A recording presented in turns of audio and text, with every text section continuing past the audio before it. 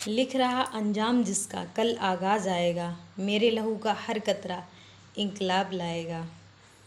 नमो बुद्धाय। जय भीम, जय सम्राट अशोक, जय संविधान। मैं नंदिनी शाह एक बार फिर से आपके सामने हाजिर हूँ नए वीडियो के साथ में।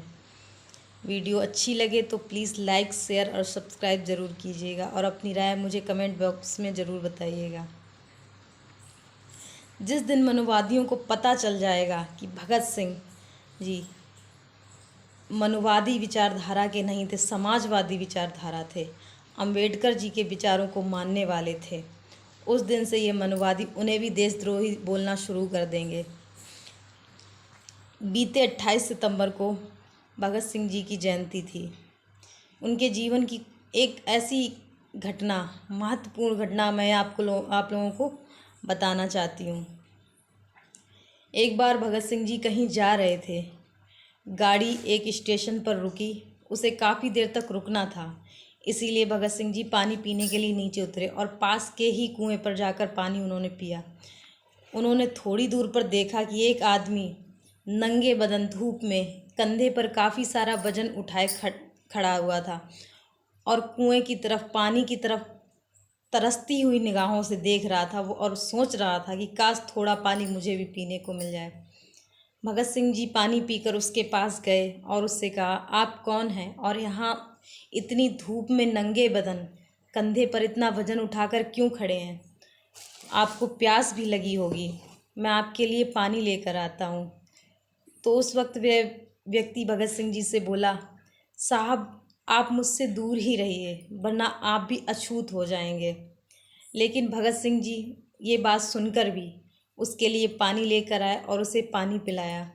पानी पीने के बाद में उनके व्यवहार से वह शख्स इतना खुश हुआ, उसने भगत सिंह जी से कहा, साहब आपने तो मुझे पानी पिला दिया, लेकिन मुझे तो सार्वजनिक कुएं से पानी पीने तक का अधिकार नहीं है और मुझे छाँव में खड़े रहने का भी अधिकार नहीं है।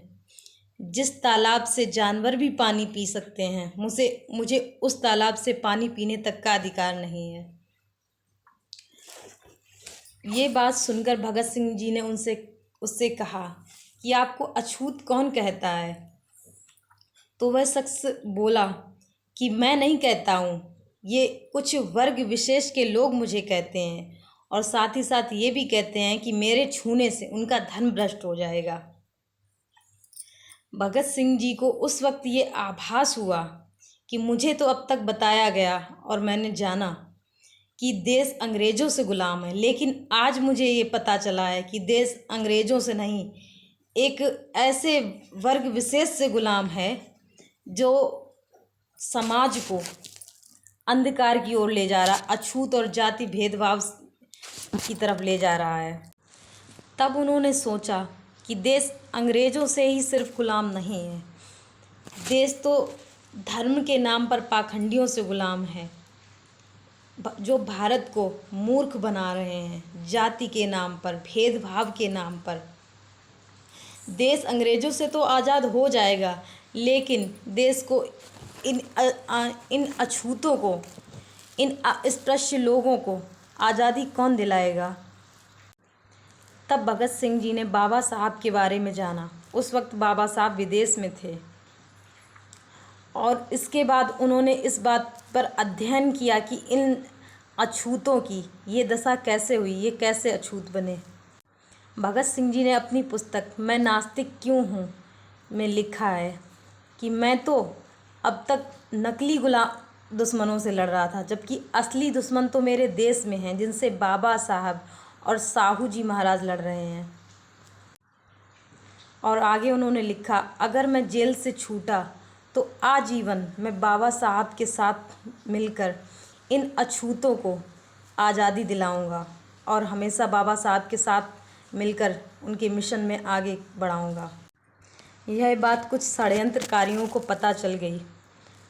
उन्होंने सोचा कि अगर इसकी वाकई में विचारधारा अंबेडकर जी से मिल गई तो बहुत गड़बड़ी हो जाएगी। अगर ये बात भगत सिंह जी जेल में ना कहते, ना जेल डायरी में लिखते, तो शायद उन्हें फांसी भी नहीं होती। नमो बुद्धाय। जय भीम, जय संविधान, जय सम्राट अशोक।